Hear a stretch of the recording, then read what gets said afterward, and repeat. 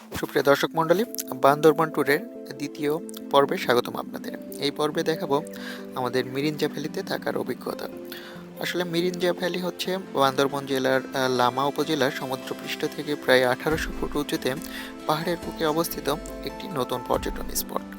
এখানে সবচেয়ে বড় আকর্ষণ হলো পাহাড় আর মেঘের খেলা উপভোগ করা, এবং এখানে আকাশ মেঘ ভ্রমণ পিপাসু মানুষকে হাতছানি দিয়ে ডাকে সবসময়। প্রকৃতি এই এলাকাকে সাজিয়েছে আপন মনের মাধুরী মিশিয়ে। এখানে ইচ্ছা করলেই ছোঁয়া যাবে মেঘ, আকাশকেও মনে হবে বেশ কাছে। মাতারমুহুরী নদীর সুন্দর দৃশ্য দেখা যায় এখান থেকে। বর্তমানে মিরিঞ্জা ভ্যালি এবং মারাইংসা হিল পর্যটকদের কাছে বেশ আকর্ষণীয় একটি জায়গা। থানচি থেকে আমরা একটি মোটরসাইকেল নিয়ে যাত্রা শুরু করি মিরিঞ্জা ভ্যালির দিকে। আপনাদের যেতে যেতে আবার উপভোগ করি বান্দরবনের সেই অনাবিল সৌন্দর্য, এবং এখানে আমার কাছে মনে হয়েছে এখানকার সবচেয়ে সাহসী যারা, তারা হচ্ছে এই মোটর বাইক যারা চালায় তারা। এবং আমরা যেতে যেতে এবার দেখতে পাই ডিম পাহাড়কে। ডিম পাহাড়ের এই রাস্তাটি বাংলাদেশের সবচেয়ে উঁচু রাস্তা, এবং আমরা এই পাহাড়ের কাছে বেশ কিছুক্ষণ সময় অতিবাহিত করি এবং বান্দরবনের সৌন্দর্য এবং মেঘের মধ্যে থাকার অভিজ্ঞতাটা আরেকটু বাড়িয়ে তুলি। আমরা আলীকদম পৌঁছে তারপরে সেখান থেকে বাস নিয়ে যাই মিরিঞ্জাতে, এবং সেখান থেকে একটি মোটর বাইক যোগে আমাদের রিসোর্টের দিকে যাত্রা শুরু করি। ভ্যালির বাংলা শব্দ হচ্ছে উপত্যকা, এবং এই উপত্যকা হলো দুটি পাহাড় বা পর্বতমালার মাঝখানে নিচু এবং দীর্ঘায়িত সমতল বা ঢালু অঞ্চল, যা সাধারণত নদী বা হিমবাহের ক্ষয়কার্যের ফলে তৈরি হয়, এবং এর মধ্য দিয়ে জলপ্রবাহ বয়ে যায়। যেমন সাজেক ভ্যালি বা সিলিকন ভ্যালি এর উৎকৃষ্ট উদাহরণ।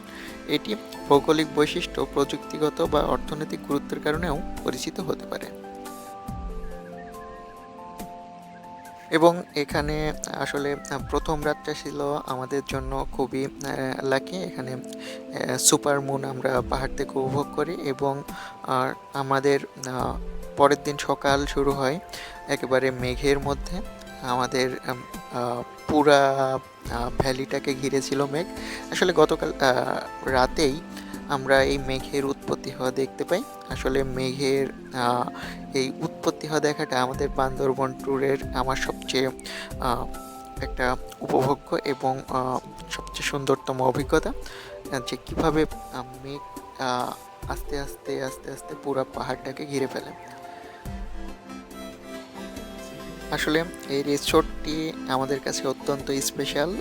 এই রিসোর্টের মালিক পুলক দাদা, এখানকার যে দিদি ছিল সে, এবং যে ছোট ছেলেটি ছিল বাবুর কারণে, তারা আমাদের প্রতিটি মুহূর্তকে সবচেয়ে সুন্দর করে তোলার চেষ্টা করেছে।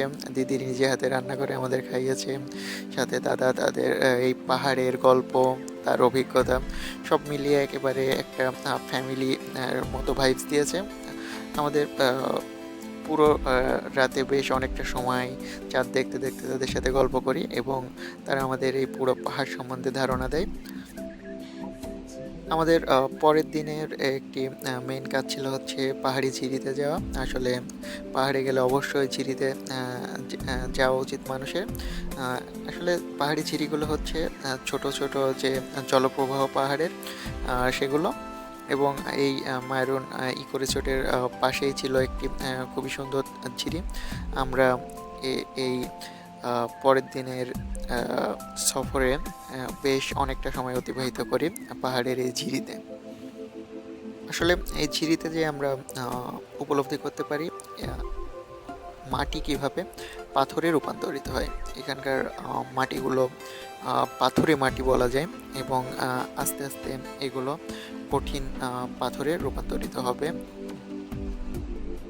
আমরা ড্রোন ভিউয়ের মাধ্যমে এই পুরা এরিয়াটা দেখার চেষ্টা করি, এবং দেখতে পাই মাতামুহুরী নদীর সৌন্দর্য, সাথে প্রচুর রিসোর্টের দৃশ্য।